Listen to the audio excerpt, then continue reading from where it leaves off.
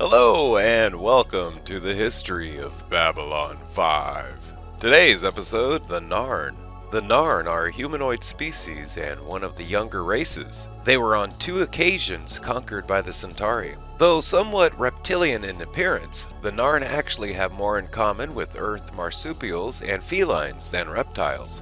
As with many species, Narn's sexual reproduction is heterosexual, beginning with the direct male-to-female mating in which the female carries the young until birth. After this, they are transferred to the male's abdominal pouch, where they are nurtured for the next 3 months, until they are strong enough to survive outside their father's body. From this process comes the terms pouchling and pouch sister or brother, which can culturally be used as a direct insult when directed at an adult, insinuating that they are too weak and helpless to survive by themselves. Typically, Narns may conceive 2 or 3 children in a single brood, and have a relatively low infant mortality rate. Narns usually only take single partners with whom they mate for life, though this is purely cultural and not a biological necessity.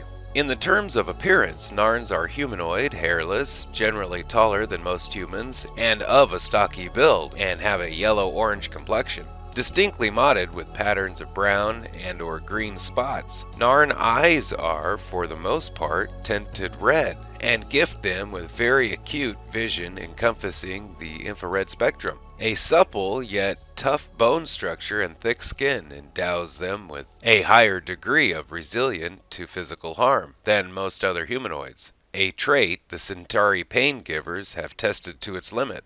Aside from mere protection, their tough, leathery epidermis not only manages both the internal and external body temperature, but also stores quantities of fluids and energy that allows a Narn to hibernate for several days at a time. This ability regulates their body's water, also means that common alcoholic intoxicants have little or no effect, except in considerable quantities. The Narn DNA structure is open to genetic manipulation, and as such, Narns have become more adept at gene engineering, both of their own genome and that of other races. One common modification comes in the form of gill implants, a painful yet efficient way to process non-standard foreign atmospheres. Narns have also researched into the possibility of interspecies breedings with humans, although with the aid of extensive genetic adjustment.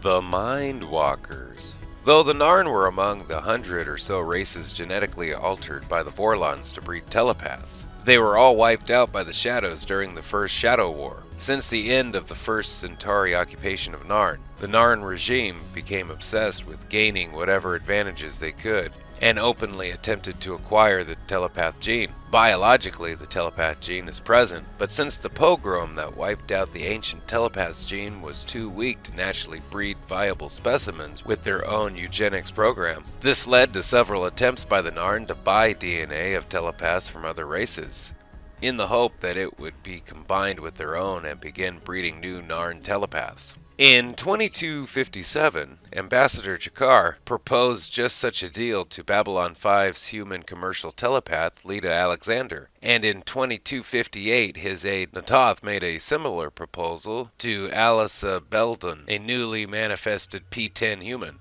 In 2260, then-citizen Jakar purchased a small quantity of dust in hopes of using it as a weapon against the Centauri occupation. Though a small sample was able to activate the dormant telepath gene, the result was unstable, and with the intervention of the Cyclops, the drugs were seized before the purchase could take place. The Narn's perseverance finally paid off in 2262 when Leda Alexander, now a leader of a group of rogue telepaths, agreed to supply the Narn regime with DNA from as many human telepaths as they wanted, in exchange for an undisclosed but extremely large sum of money, at least 5 deep-range starships, and an agreement that the transition be made in absolute secrecy. Narn society is based on traditional family structure where Narn males and females mate 1-to-1 for life, with the female joining the male's family group, or brood. Narns were once peaceful and agrarian people, though after a century of slavery under the Centauri, the once peaceful people had become bitter and hostile, turning more to their warrior traditions than they once did.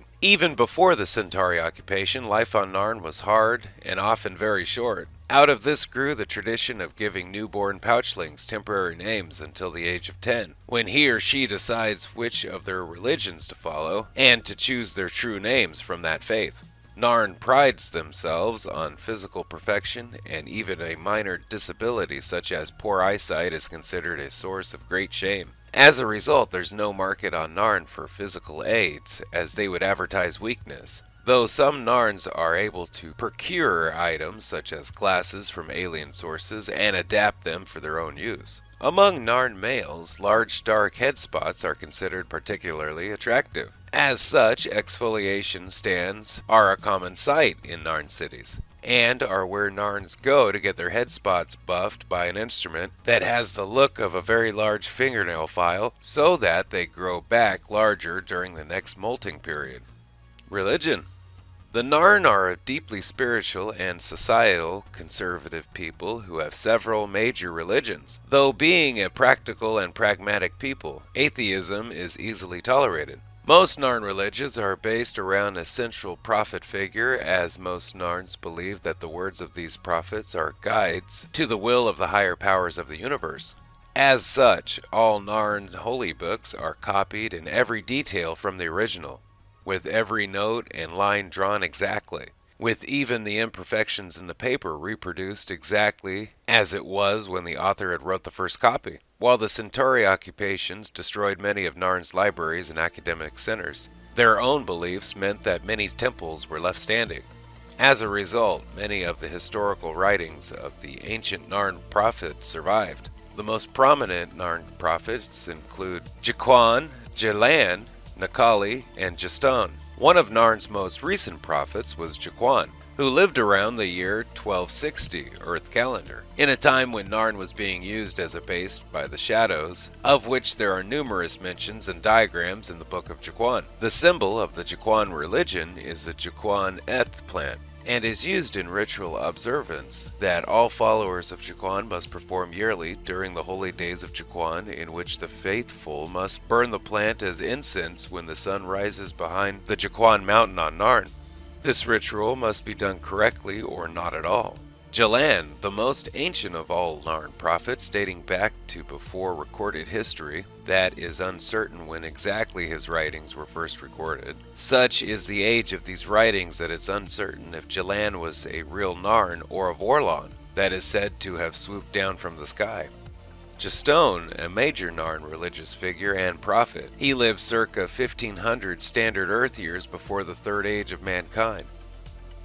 Nakali, another prophet whose teachings formed the center of a major faith in the Narn culture.